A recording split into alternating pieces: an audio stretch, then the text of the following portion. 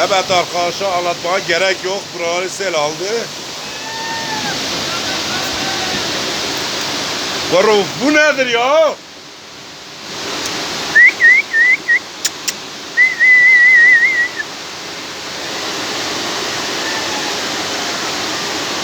Ne oluyor ya böyle?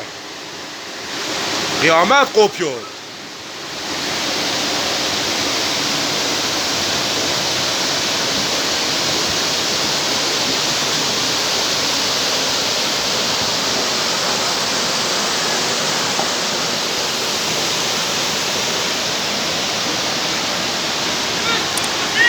Abi yavaş ya.